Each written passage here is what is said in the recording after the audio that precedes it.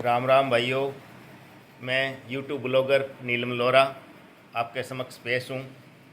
और हाँ, आज मैं आपके सामने एक नया विशेष टॉपिक लेके आया हूँ।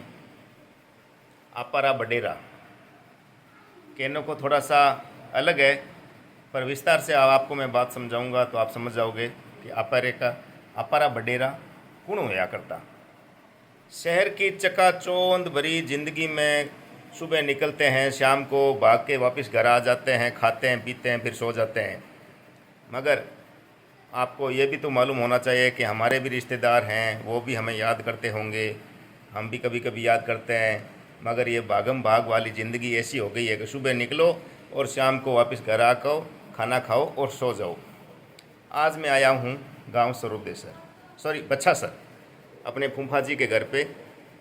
मैं आपको उनसे मिलाऊंगा और आप खुद देखोगे कि ये जो जनरेशन है वो धीरे धीरे लुप्त होती जा रही है। शहर की चकाचौंध भरी ज़िंदगी में pant shirt jeans T shirt ये चल रहा है। बाकी गांव में आज भी धोती और कुर्ते को ज़्यादा अहमियत दी जा रही है।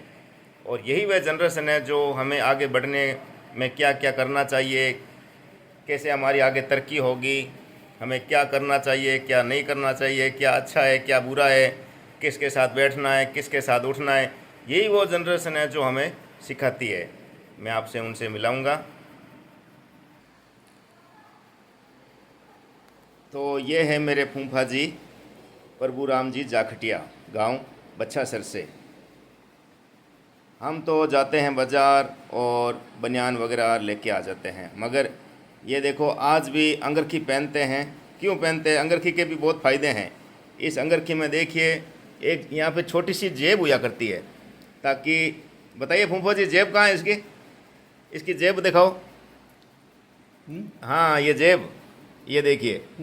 इसमें क्या है कि जब दूर दराज इधर उधर इनको जाना होता है तो ये क्या है कि कुछ रुपए पैसे इस जेब में डाल के ऊपर से कुर्ता पहन लेते हैं, ताकि किसी को आभास ना हो कि इनके पास कुछ रुपए हैं। मगर आजकल के युवा फैशन में एक बटुआ खरीदते हैं, उसमें रुपए डालते हैं और पीछे वाली जेब में रखते हैं। फिर आसानी से कोई चोर उचक्का धीरे से बटुआ निकाल के ले जाता है, ठीक है ना। तो ऐसा वो नहीं है। चलो हम अपने टॉपिक पे आते हैं कि हमें भी इधर उधर व्यर्थ में इधर उधर ना घूम के अपने बडेरों को पूर्वजों को अपने आस पड़ोस में जो भी बडेरा है उनके पास बैठना चाहिए। मैं तो बहुत शौकीन हूँ बड़े बडेरों के पास बैठने का, और मुझे आनंद भी आता है, क्योंकि ये जो बातें कहते हैं ना वह दिल को छू लेने वाली बातें हैं।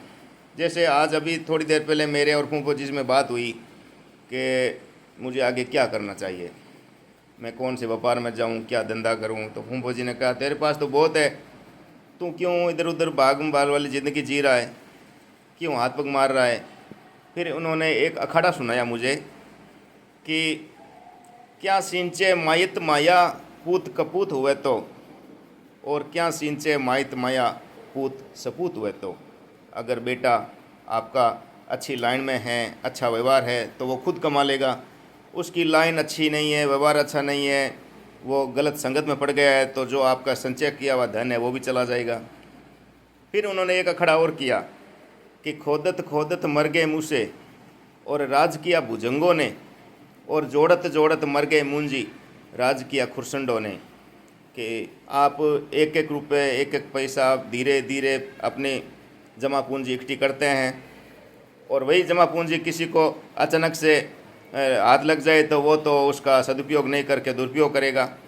इसलिए मैं आपको ये कहना चाहता हूँ कि आप भी अपने परिवार में इधर उधर घूमिए, और जो ये महान मूर्ति है इनको लाल हीरा को कुछ भी कहे तो अतिशयोक्ति नहीं होगी, क्योंकि ये इन्हीं के काबिल हैं। धीरे धीरे इनका सम्मान हमें करना ही पड़ेगा, और इनके बटाई कदमों पे चलकर हम अपने जीवन को आगे बढ़ा सकते हैं। जय माँ करनी, जय बाबेरी। पाई लागू फुम्बा जी।